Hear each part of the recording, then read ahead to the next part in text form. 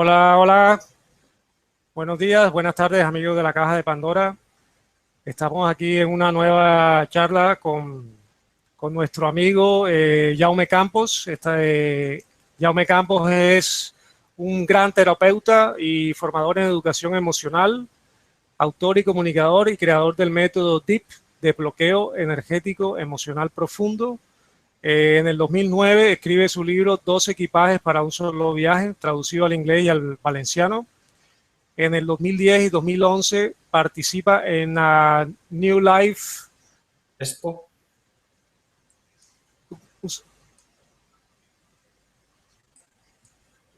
Disculpa que se me ha colado el sonido. En 2010 y 2011 participa en la New Expo de Nueva York. Y trabaja en el centro ARE de Edgar Cayce, realizando terapias y cursos de su método. Paralelamente, en el 2012 viaja a México y recibe numerosos reconocimientos y contacta con el presidente del Colegio de Psicólogos de Chihuahua, Francisco Javier Córdoba Contreras, quien más tarde viajará a España para ayudarle a protocolizar su método.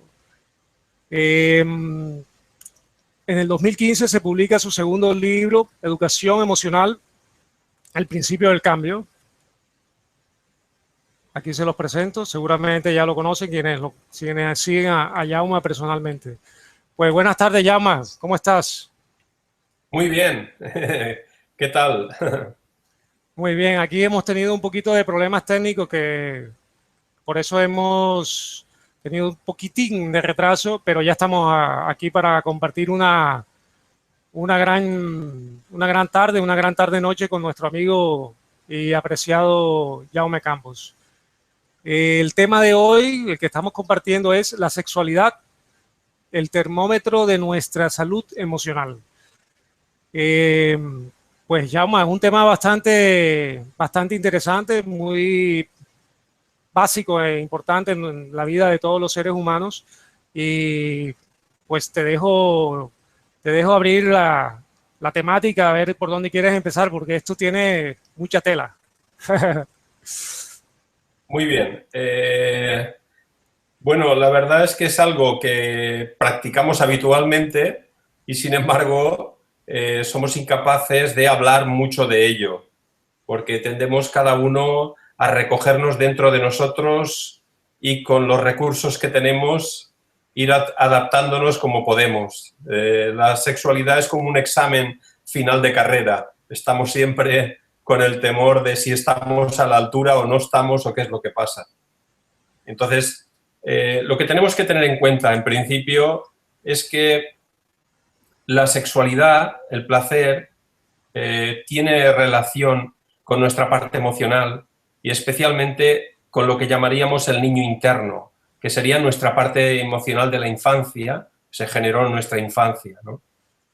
Y entonces, desde esa infancia, por una parte hay una necesidad de expresar los sentimientos y las emociones y liberar cargas internas, y por otra parte queremos que las cosas, queremos disfrutar de nuestra sexualidad, pero nos damos cuenta que la sexualidad, para disfrutarla bien, tiene que ser nuestro niño interno. El niño y la niña, o el niño y niño, lo que sean, disfrutan, o la niña y la niña disfrutan de su sexualidad, pero tienen que abrirse y disfrutar. El problema es que cuando abres y empiezas a querer disfrutar, tenemos un gran problema.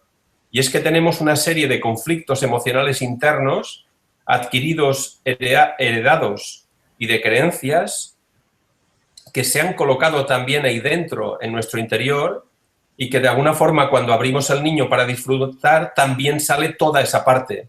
Y empezamos a tener un buen conflicto emocional y sobre todo sexual.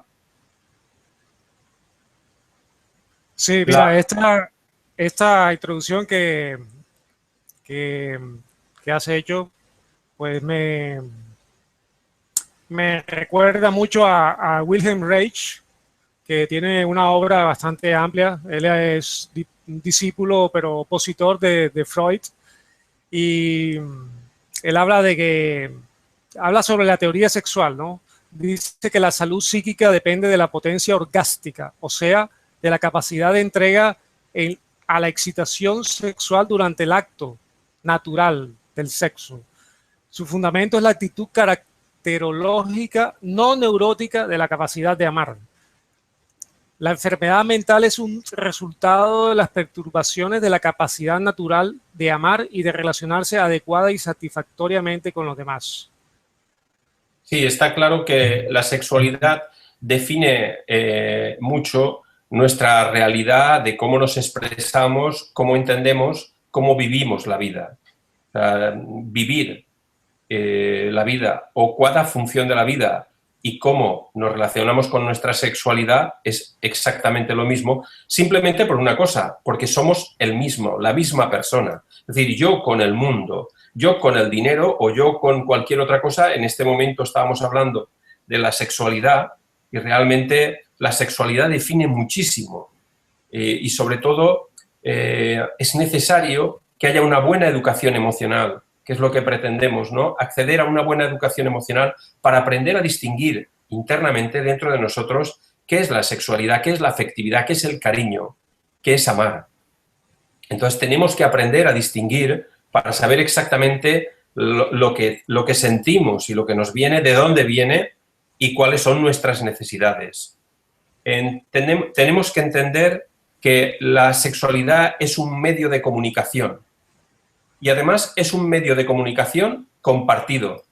No, la masturbación no, bueno, en algunos casos sí, en otros no, pero sí la sexualidad en relación con parejas, pues lleva ese mecanismo de compartir que muchas veces pues cada uno refleja lo que tiene. Si una persona vive siempre cerrado dentro de él, pues cuando tiene una relación sexual con alguien no se abre a conectar con la otra persona porque le cuesta muchísimo y lo que hace es mantenerse en su espacio y procurando alargar un poco la mano a ver si llega más allá de su espacio vital, ¿no? Y se abre un poquito más, pero simplemente a ese nivel. Pero no puede salir fuera de sí porque se siente incapaz por sus propios miedos y sus propias inseguridades, que sería lo mismo que trasladar esa limitación a montar una empresa, cambiar de país para vivir, generar un cambio en su vida grande. O sea, el orgasmo y los cambios en la vida y la evolución personal no tienen ninguna diferencia en cuanto a la materia, pero no cuanto a la explosión interna y el cambio interno. Bueno, Jaume, ya que hablaba sobre la masturbación, sobre que la sexualidad es un acto en el cual se comparte, también podríamos comenzar por el principio, ¿no? Del momento del nacimiento. La gestación es un acto, el sexo o el contacto físico es un acto de dar vida y conciencia a otro ser. Es uno de los objetivos también del sexo. Y luego ese ser que nace, ese ser se desarrolla dentro de un ambiente y ese ambiente va, desde niño, va a determinar claramente su buena salud emocional y sexual. Partiendo de ese hecho, las primeras relaciones siempre son con el descubrimiento de su propio cuerpo y luego con las personas que tienen más relación directa, que son sus padres. Para ti, que en tu experiencia como terapeuta, ¿cuáles son las guías o los puntos que tú puedes iluminar acerca de esta relación y de estos comienzos? Como hablabas tú muy bien, Tote, las primeras relaciones, es que es un cambio entre vivir en un entorno, las primeras relaciones sexuales que se viven muchas veces en el propio entorno familiar, con primos, con hermanos, con amigos, con entorno familiar que luego se va abriendo más cuando uno empieza pues, a poder ir a casa de alguien, y encuentra a otra gente, o incluso cuando uno va moviéndose con compañeros o con gente de la misma ciudad, se va poco a poco ampliando, dependiendo de la edad, pues se va moviendo más. Lo has explicado muy bien, Tote, cuando se habla de... define mucho nuestra sexualidad. Nuestra sexualidad no, porque nuestra sexualidad es a descubrir. La sexualidad no está descubierta. La sexualidad tenemos que descubrirlo. Y ese es el encanto de la vida, el poder descubrir esa sexualidad, saber cuál es nuestra realidad interna, porque lo que sí que hay es toda una estructura adquirida desde el momento de la concepción. Luego, cuando la relación que tenemos con el padre, sabemos perfectamente desde mi experiencia y a nivel científico también hay cosas que los psicólogos han ido... Esa relación que hay entre la relación del padre, si yo como hijo tengo muchas decepciones con mi madre, o en un momento dado creo que mi madre es algo muy especial y luego me cae del altillo donde está, donde la he puesto yo, pues entonces me genera una decepción interna que a la hora de tener relaciones con las mujeres, con la parte femenina, pues ¿qué ocurre? Que yo, por una parte, quiero a esa chica y por otra parte hay una parte más inconsciente que se abre cuando yo quiero tener una relación con esa persona, que me genera una sensación de inseguridad porque no sé exactamente, como es inconsciente, no lo veo conscientemente, pero hay una sensación de a la vez como un amor-odio o una sensación de reacción. Y también puede pasar con los hombres, ¿no? En la situación con los hombres, la relación con los padres y la parte masculina. Aunque tenemos que tener en cuenta que cada persona, sea hombre o mujer, conlleva una parte masculina y una parte femenina, ¿eh? Estoy generalizando en cuanto a cómo repercute lo que hemos vivido en nuestro entorno. Y por eso las primeras relaciones afectivas están en el entorno. Si tenemos un entorno afectivo, un entorno que expresa lo que siente, nuestra capacidad de podernos abrir o nuestras posibilidades, porque luego al final los niños harán lo que harán, porque eso depende de cada uno, de sus circunstancias, y no solo, es lógico que el entorno forme parte o sea, tenga mucho valor el entorno, pero al final lo que cada uno haga no siempre es exactamente lo que hay en el entorno.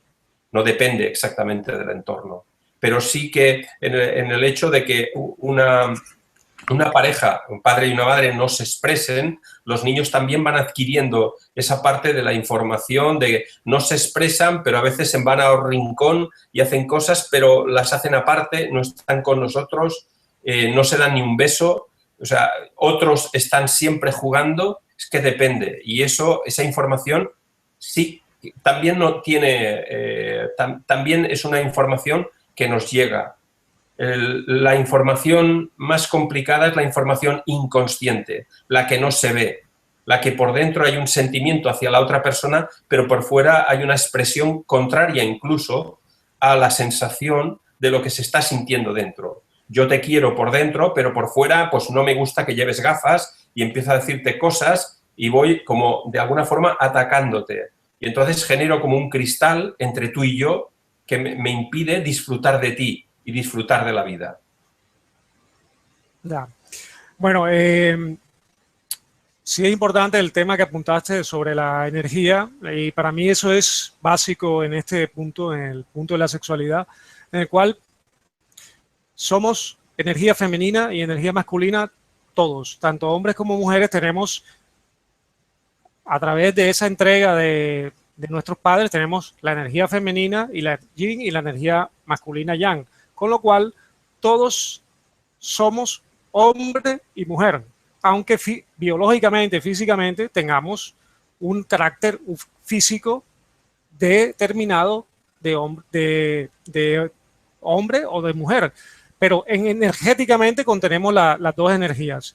Yo quisiera apoyarme en un artículo de Divergencia Nahual, que tiene un artículo interesante sobre este punto, y resalta que la mente humana desde sus albores se ha enfocado en ese universo de lo invisible, de lo insondable y de lo intangible que no conoce, pero inexplicablemente intuye y anhela con especie de ansiedad y nostalgia hacia ese ámbito que, si bien resulta misterioso, le es a su vez familiar. Continúa diciendo que desde los tiempos prehistóricos la sexualidad se ha experimentado como un medio, nexo o puente para remediar la ruptura con ese universo inhóspito, pero irresistiblemente atractivo, que el tiempo y la herencia cultural nos indujo a llamarlo Dios, llamado Dios por las religiones. Aquellos ancestros probablemente no conocían las causas del por qué el placer extremo, la catarsis, el éxtasis sexual generaba a veces, junto a las plantas visionarias, la música, la danza o la respiración, una profunda, directa y eficaz para transitar un estado de trance o trascendencia, el cual propiciaba un salirse fuera de sí mismo, disolviendo la sensación de un yo limitado para pasar a fundirse en unidad con otros espíritus humanos, animales, vegetales, minerales y el resto de la naturaleza no descriptible. Esto es importante de resaltar porque lo que muchas tradiciones, el Tantra, por ejemplo, que es una tradición muy antigua de Oriente, nos ha querido mostrar durante toda la existencia de su legado, es que el sexo es un puente para entrar en comunión con lo espiritual. Se presenta como una herramienta, como un puente magnífico para poder conectar con lo indescriptible. De hecho, cuando llegamos al orgasmo, es cuando realmente sucede la ausencia del tiempo y la ausencia del yo, del ego, ¿no? Digamos que en ese momento podemos conectarnos con lo abstracto, con lo espiritual. ¿Qué puedes tú aportarnos en esta visión? Me parece muy interesante. Aunque el tantra no siempre todo es sexualidad, porque muchas veces la gente piensa que el tantra lo que hace es transmutar la energía, y una de esas energías es la energía sexual. Lo importante de la energía sexual, que es lo que estabas hablando tú, es que en el momento del orgasmo, para llegar a ese orgasmo hay que soltar, hay que permitir el descontrol. Hay que dejar ese espacio en que todo lo que de alguna forma estamos acostumbrados a funcionar como control, como análisis, como archivo, como todo esto, lo dejamos. Y además se produce de una forma automática. Posiblemente para hacer otras cosas, como trabajar la kundalini o abrir chakras o cosas, tengas que estar respirando durante mucho tiempo, aunque el orgasmo también está respirando, durante mucho tiempo haciendo distintas técnicas, pero que tienes que saber hacer las técnicas. Sin embargo, en el orgasmo, lo único que hay que hacer es dejarse un poco llevar, conectar con las sensaciones, y si no hay mucho bloqueo interno, va a permitir que desde dentro automáticamente surja ese orgasmo. Y es una de las cosas más alucinantes del ser humano. Es como un milagro que se produce automáticamente, sin grandes pretensiones, sin grandes mecanismos, ni técnicas, ni cosas, con una facilidad muy grande. El problema del descontrol del ser humano es que asusta al ser humano el descontrol. Y el descontrol, tú lo puedes llevar, el descontrol al producir el orgasmo en la sexualidad, tú lo puedes llevar al nivel que quieras. Es una energía más que está ahí, muy potente, y que tú la puedes, según como tú estás, tú la puedes llegar a transmutarla de forma en que el semen no entre dentro de la vagina, por ejemplo, si es el caso de un hombre y una mujer, que no entre dentro, sino que se transmute esa energía hacia arriba, pasando por el canal central y salga y se abra hacia el universo, ¿no? Y se transmute esa energía en otro nivel un poco más espiritual.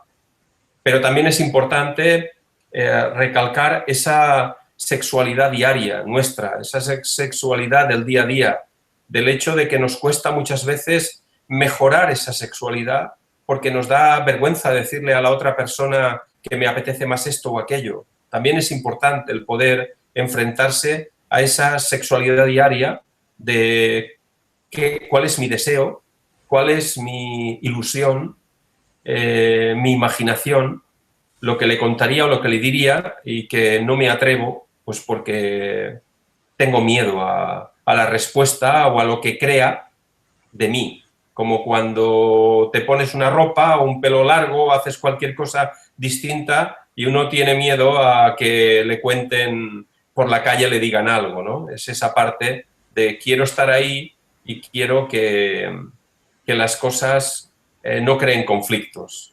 Y bueno, es un poco ese nivel. A este punto que hemos llegado, me gustaría buscar el origen de este bloqueo, ¿no? De este bloqueo, de esta búsqueda de reconocimiento del placer y del mismo descontrol, ¿no? Para poder llegar a una potencia orgástica, porque el mensaje de Wilhelm Reich era muy potente, tan potente y tan poderoso que fue encarcelado en Estados Unidos en los años 50. Sí, fue muy perseguido. Fui muy perseguido, claro. El concepto del pecado, el invento del pecado justificado como una moralidad represora y castradora con el celibato, la castidad, la perversidad, todo lo que tenga que ver con eso se consideraba obsceno, enfermo, y la idea freudiana de la subliminación de la libido, en fin, lograron desarticular esa energía tan poderosa que tenemos, que para Wilhelm Reich, que para mí es un maestro, dejó claro que esa misma represión nos restaba el poder de ser nosotros mismos, de tener nuestra propia autorrealización y poner todo en los demás. Al quitarnos esa mágica energía que disfrutamos todos los animales, de hecho los hombres somos animales, es lo primero que tenemos que entender.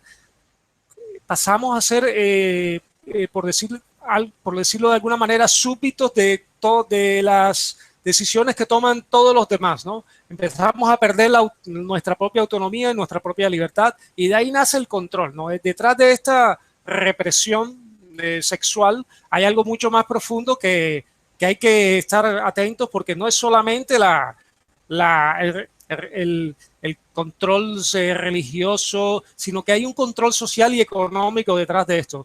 Piensa tú que una sociedad que sea capaz de desarrollarse sexualmente libre, sin ningún tipo de tabúes, que rompería completamente con todo el sistema que tenemos actualmente montado de prostitución, pornografía, y que es una clara muestra del desequilibrio y de la desarmonía que está desarrollando la humanidad. Ten en cuenta que lo que ocurre es que los valores emocionales y los valores sencillos de la persona están muy guardados, están muy enquistados ahí dentro, guardados, porque hoy en día, imagínate, por ejemplo, en la televisión la cantidad de propagandas diarias que solemos ver, y en los escaparates, en cualquier sitio, el bombardeo a nivel visual, auditivo o del tipo que sea, es impresionante. Entonces, todo eso nos lleva a la búsqueda de algo externo que nos venden como felicidad. El problema es que al final, cuando lo tienes, te das cuenta que no funciona y entonces te genera una insatisfacción interna y buscas donde no hay. Y como buscas donde no hay, no vas a conseguir. Entonces, el ser humano pues busca todo lo que son placeres, yo digo, sistemas de compensación. Es decir, un sistema de compensación no genera un aprendizaje. Un sistema de compensación